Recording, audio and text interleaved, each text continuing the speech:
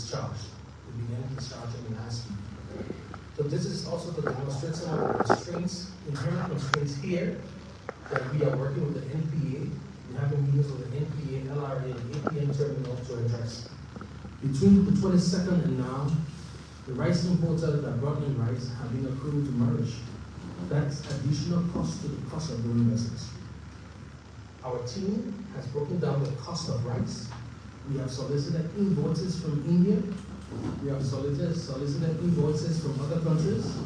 We've invited distributors from all around, to see if we can bring in new importers who will be able to supply rice at competitive pricing. Look, it is a difficult process. The rice industry is like a cartel. Okay? So now we haven't been able to get any rice in with competitive pricing. We have verified all that they have said.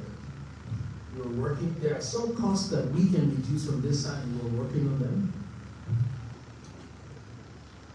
On Friday, or Thursday, we received another letter from the rice importers citing all the previous letters, and they informed us that they have lived up to what we negotiated.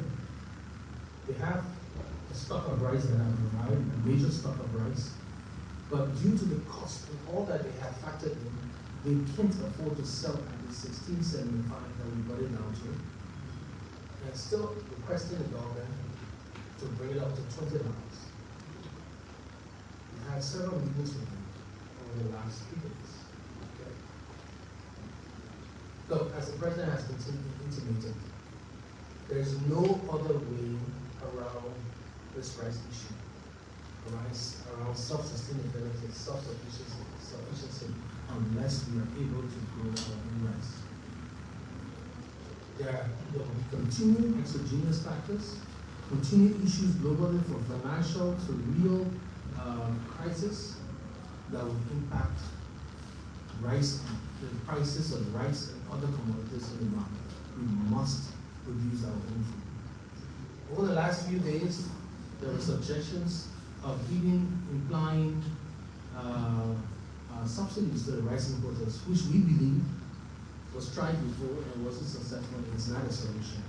And we did our calculation, even giving the rice importers 75-cent subsidy per bag equates to $9 million a year. Our recommendation to the president, which he supports, is that amount, a comparable amount, should be dedicated annually towards rice production. If every year we allocate between 50 cents per bag to 75 cents per bag, which amounts to $6 million to $9 million per year, instead of giving that to the rice importers, we can empower the local production of rice and other commodities. And we're in discussion on that. So, from $20, it has been a hard decision. We'll have to take the rice price up to $18.50 starting tomorrow. In our discussions with them, it is predicated on the continuation of this duty imposed by the Indian government. And at any point in between, we're able to reduce that cost and other global factors. And we're able to reduce some of the inherent costs, which we believe we can. Already we see room for reduction of charges at the port, charges at APM terminal, METEC charges, charges from the shipping lines that are considerably high, and various other charges. We can impact that price, and they are willing to sit with us at the table. Now let me also highlight here, that price increase is only towards the 5% Indian part of broken rice. It doesn't impact any other rice in the market, and our inspector will be very vigilant to ensure that rice importers do not capitalize on this increase of this variety of rice to impact the white rice, the 25% broken purple rice, or the 10% broken purple rice. It should not also impact the niche rice, like the U.S. Carolina rice that is sold on the market for higher price. It doesn't impact it. But there is some good news on the horizon with this engagement, as I stated before. The importers have also brought in other varieties of rice that will remain at $16. That includes the same parboiled rice, but shorter grains. There are other varieties like the white rice that will be coming in next week. So along the way, they will decide with partnership with the Liberian government through the Ministry of Commerce, the other variety of rice that is more acceptable to the Liberian people, and they will increase the importation of those rice. Extend my condolences As an alternative to the higher price. Our aim here, and as mandated by the president, is to ensure that while we cannot control the exogenous factors impacting the rice, the cost of foodstuff and rice, we must provide varieties to Nigerian people. If we can afford the $18.50, we must have something lower or cheaper of good quality. That we have done.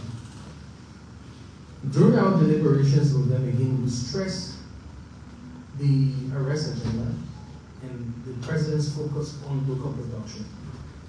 Some of the issues that they were bringing up was the quality of the country rice, process and packaging of country rice, and so forth. So we have gotten them to commit to support local production, beginning with setting up a processing facility at the industrial park that will be run and operated by a consortium of Liberian enterprises that will aggregate country rice or the rice we produce in Liberia, clean them, filter them, and package them appropriately for export and for them to sell on the market. We have done the initial commitment of $200,000 to start that process, with the caveat that they will increase that support towards value addition as we move ahead. So to the listening public, to the Liberian people, it was a hard decision. But we had to make that hard decision to ensure that there is no shortage of rice in the market, and to ensure that we were doing this negotiation from an advantageous point. Had we not made some compromise, had we not looked into this detail, down the line, if you remember a couple of years ago, we experienced artificial shortage of rice on the market. There was a price hike, there was panic, and we saw that the price of rice on the market, on the black market, went up to between $35 and $40. I won't get into the detail of the information that we have gotten or some of the discussions we've had in the background, but I reassure you, there's no shortage of rice, and everything we did. Member of the press, please come and give a question. One question to a person. The minister was as clear as crystal. So it's a special press briefing. Please start your question to the issues that the minister spoke to.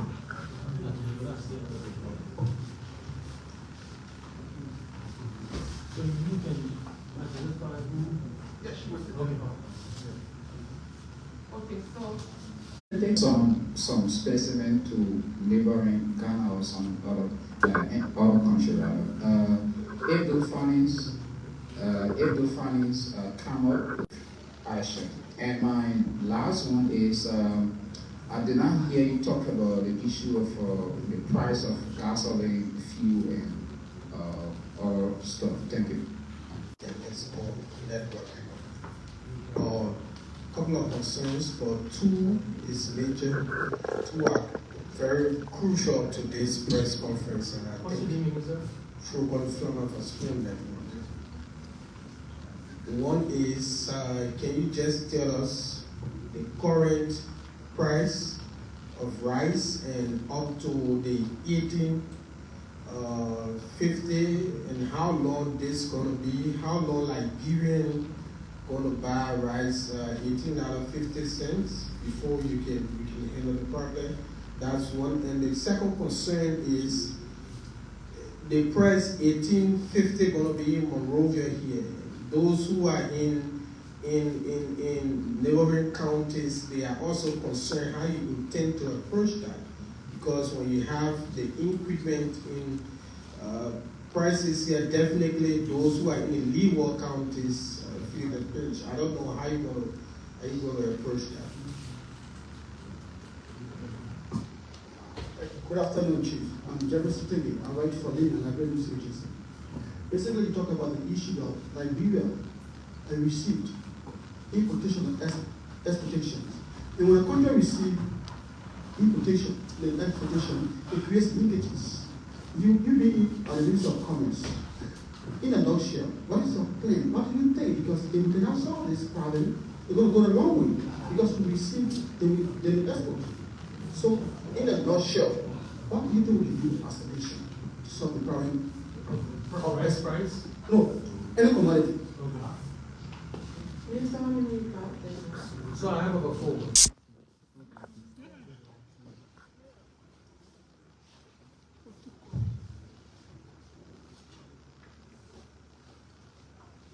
Okay, so thank you. Morris, the first thing, the company name is National Cable. Okay?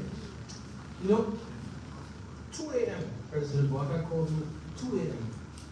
when we had those series of fires. And he said, you need to look at wires.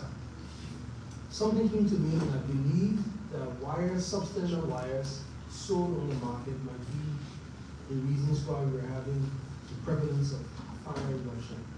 The very next day, we sent out our inspectors. And what we noticed was there's a brand of rice, a brand of wire sold on the market called Liberia cables. And we discovered that around the red light area, there was another rolls of wire that we saw. Instead of Liberia cable, they had lit cables. They labeled identical. They mimicked the label identically. But you can tell visibly that the wire was very thinner than that, than the regular wire.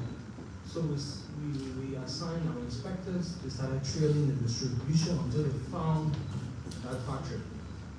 The factory was also producing light bulbs, almost similar to these LED bulbs. But just physically, you see that it was so substandard, so rugged, that they were of the quality for the market. We also had a water factory in there and a couple of other production. So immediately we shut them down. We took those products to the standard lab. Here we're able to verify visually that they were far thinner than the original wires, the original measurements that they should be. But we also took an extent, we sent them to Ghana for more in-depth assessment as far as the quality of the wire, the steel, the metal in there. And that report, I believe, came back yesterday, and from all indication, they were substandard. Now, on the issue of the price of, I did not speak on petroleum products. Petroleum products are a little bit more predictable. LPR, the Ministry of Commerce, with support from LPRC, monitor the global price using an index called the Platts Index. And based on the periodic fluctuation of the price index, we determine the monthly price of rice. Price of wire. If there are any real dip or increase, we immediately effectuate that price change. So it's a little bit more predictable. As you can see over the last 2 months, it has been fluctuating in a positive sense. Recently, it dropped. Sometimes we have diesel fuel dropping lower. Sometimes we have petroleum, gas dropping or going up. So that has a more controlled process. And that's the same process we are looking forward to implementing with the other commodities like rice and what have you. We are digitizing all our processes at the Ministry of Commerce. Very soon, you can walk in the Ministry of Commerce, you will find a screen in our reception that will shift periodically for you to see the global price of rice and automatically see what will be selling those commodities, not only rice in the country. Okay, you talk about how we are reacting to the changes in the country, okay, changes in commodities. As we said, we are putting in place several measures to ensure from our inspectorate, from our Department of Domestic Trade, our price analysis, these are all dysfunctional over the last couple of years when we inherited them. But we have been training our people over the last 2 months. We have been building up the capacity and strengthening those institutions to be able to monitor prices daily, and as it feeds into the new system that we're putting out, will be more predictable. We have also been engaging all the stakeholders, not only from the government side, but again, we have sat with the Association of Custom Brokers, we've sat with the Marketing Association, LIBA, and we're a Business Association. We're meeting this week with the Association of Shipping Lines. We're meeting with APM Terminal this week because we have been collecting and comparing the various charges on the cost of doing business. LRA, the National Port Authority, and the Ministry of Commerce have met NETEC and CTN over the last month or so to determine the services, the importance and the viability of the services we provide, and the cost of doing business. I can assure you, we have made presentations to the President. Very soon, we will announce a major impact looking at reduction in the cost of many of these services that will impact the cost of bringing the container in not less than $150. We believe by the time we conclude these meetings in the next week or so, will impact the container by about $200, $250. Okay? You spoke about again the price of rice. One of the things we did over the last couple of months is to look at all the costs, from transportation, from freight, from the local charges that are beyond us. For example, insurances. Issues at the port that I know the managing director of the port is working on, including the APM terminal agreement that imposes additional costs and bureaucratic bottlenecks. Those bureaucratic bottlenecks impact costs. For example, this ship that came in with rice came in on the 22nd. Had it berthed within that short period of time, if it was discharged within a short period of time, that importer wouldn't have incurred additional costs, demurrage costs. We also met with the frozen food company. There are costs, for example, $78 being charged by APM terminal every time a container lands, especially the frozen food. They call it plugging costs. So if it's 1 hour before dispatching, they are charged at $78, and every day thereafter they are charged. So in-house we're working on some of those issues, and we can assure you it will impact costs. But even in my meeting with the President this morning, he was clear. To address all of these is to empower Liberians into value addition and local production, not only rice. We've also discussed today, and the President was very keen about it.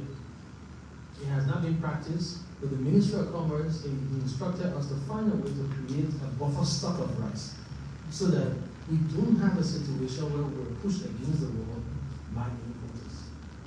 And we're working on that immediately. We'll reach out to Afrexim Bank and other institutions, donor community development partners, to see how between 5,000 to 10,000 metric tons can be imported by the government and stored here every 3 months, so that if we ever have a shortage, we can use that as a buffer stock. The question from Lena has to do with the same thing, and I think I've addressed that. With not only rice, we're looking at every commodity. I can show you a spreadsheet. We've gone into the supermarkets, and that's why we had a meeting with the supermarket owners. We've cataloged majority and continue to do so of products on the shelves. We've sent to supermarkets abroad in the sub-region in the US. I myself, the last time I was on mission to the US last week, I went into the supermarkets and took photos of the prices of various commodities that are sold in the supermarkets. We have identified a lot of discrepancies in pricing. We've engaged them. As we speak, I left them there. They were looking at all the associated costs to get them to the shelf. And we are addressing that. Okay? We are addressing that. You spoke about quality.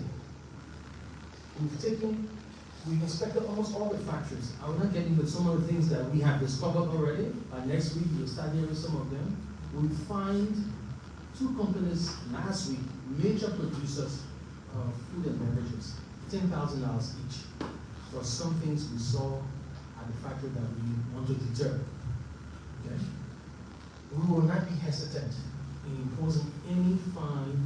to deter importers, manufacturers of food and commodities on the market from providing quality products at affordable, reasonable prices to our people. I think those are the questions. So we continue.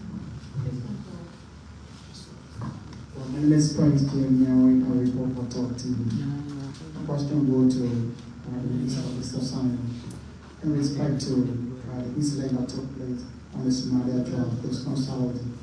I want to know how many persons sustained injuries and moving forward, what are the measures that government are putting in place to curtail a commotion between our citizens and the police.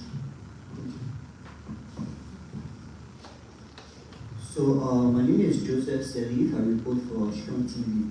Mr. Minister, with the increment in the price of rice, are you working with any local farmers to bring local products in the Liberian market to serve as a backup? Yes, so as we said, the first thing, sometime this month, we're having a meeting like Liberia exposition. So we have been using the last few months to identify the various producers of commodities on the market. Not only to make sure that we can tell them and position them to benefit from financing and other support, but also to ensure that Liberians are playing key roles in those sectors.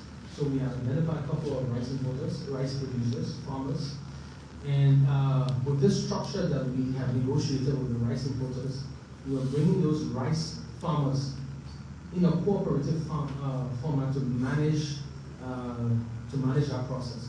So where they can aggregate the rice here at the industrial park and package them properly for export. But it's a continuing process. It's not only with rice, it's with several other commodities. Okay, thank you very much. My name is Kua Thompson, and I report for the Truly Independent Liberia newspaper. I have two questions to you. You spoke of working with UNDP to have a 5-year plan. What do we hope to see in that 5-year plan? And despite that, what happened to the first 100 days delivery and were not captured in the government report that was just presented? Thank you. Thank you. My name is Sylvia Monty, and I report from News TV Liberia. Mr. Modad, I did not hear you talking about expired commodities. How do you intend to go after those expired commodities on the market?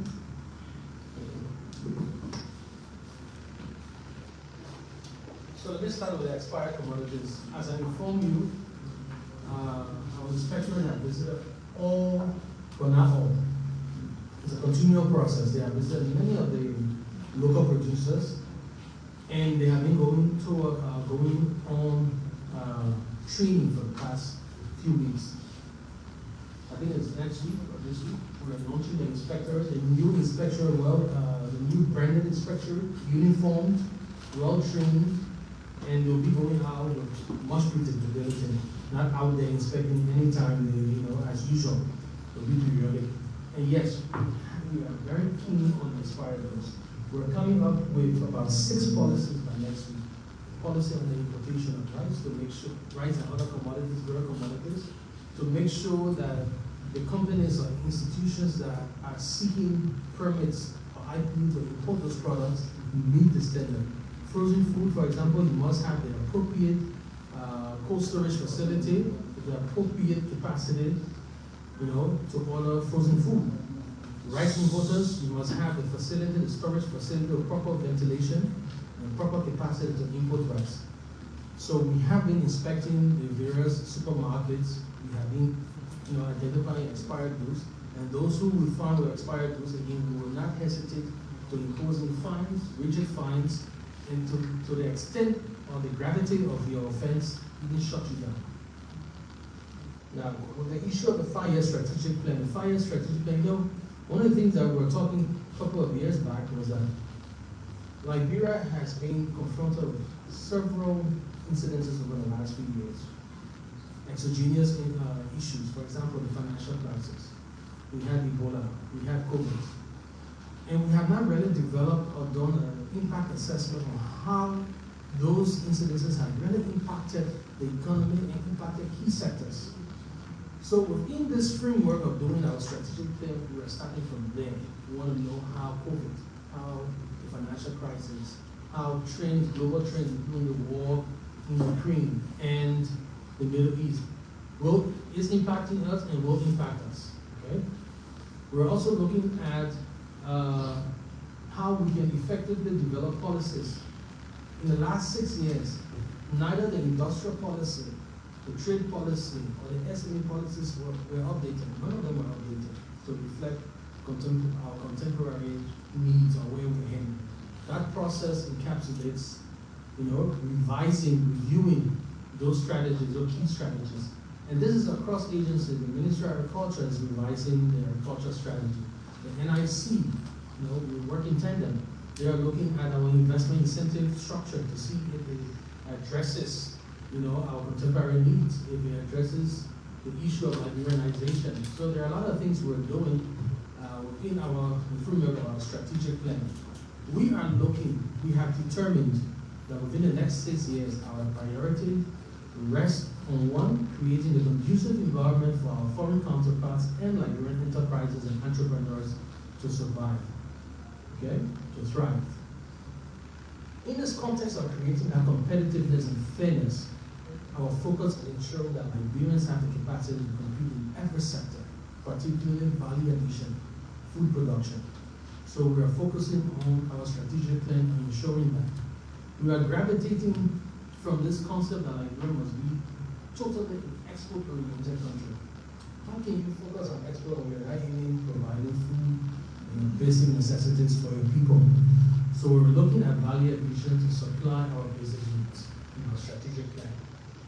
We're looking at developing the capacity of the Ministry of Commerce to reintegrate in the global trading system. That is our participation in the WTO, our participation under the auspices of the African Continental Free Trade Agreement, which we are signatories to, but we don't have the capacity of benefiting from. And this time into this value addition agenda, making sure we have industries. We're looking at standards. Standard is key. It's not only standard of things that are coming in, but you cannot export, you can have all the resources. If you don't have the capacity to produce products conforming to international standards, international export requirement, it's for nothing. We're developing our standard facility. Okay? So we'll share with you our strategic plan. I can't go into all of it, but I can assure you it's all geared towards developing a sustained economy that centers around our comparative advantages, our resources. The President said in the States in a recent meeting that he was very, very disturbed that large concessions have been here for so long, and you don't see comparable development in those communities that they serve. And that has to do with also what we term as value addition. President Commission, for example, committed to work on the rubber issue and with the intention of defining what is value addition for the rubber sector. And that goes into the forestry, the woodwork, that goes into food production. So those will be the crux of our agenda.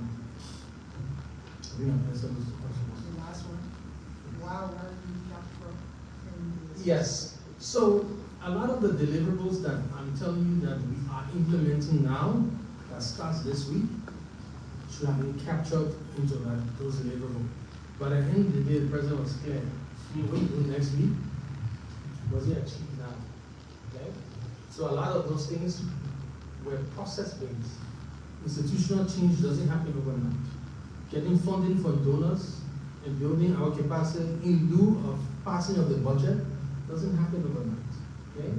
So a lot of these things I can show you in the last week. And it's good for us. I think it will showcase us more because then everybody along will be able to really demonstrate tangible accomplishments over the next 1 or 2 weeks. Thank you.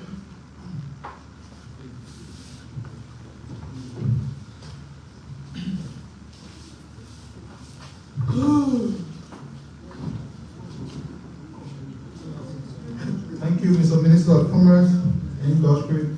So you have to share what are the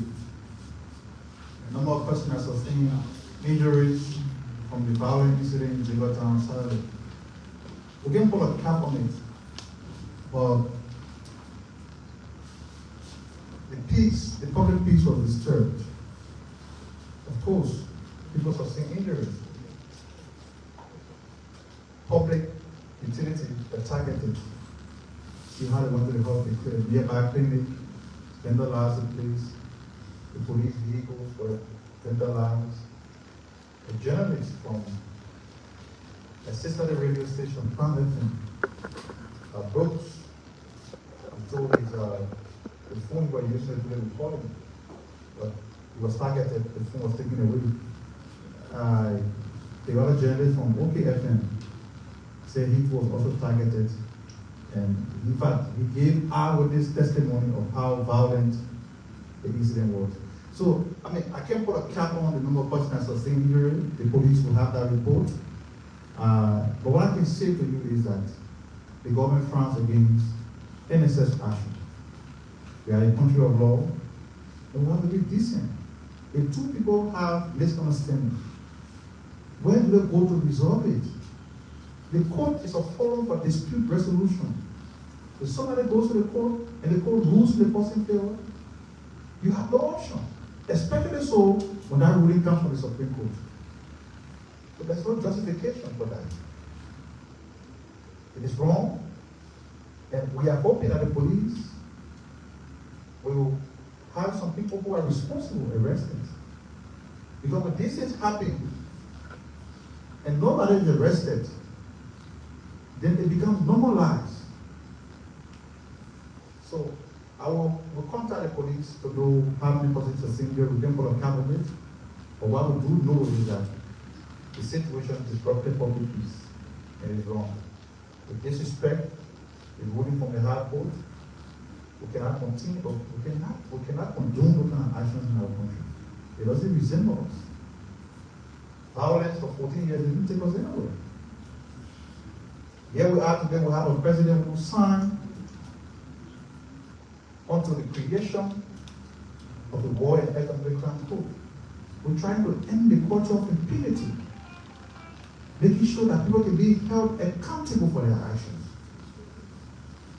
While these things are ongoing, we can have the culture of violence being perpetuated across the country as being normal. It is wrong. And it's a matter of improvement.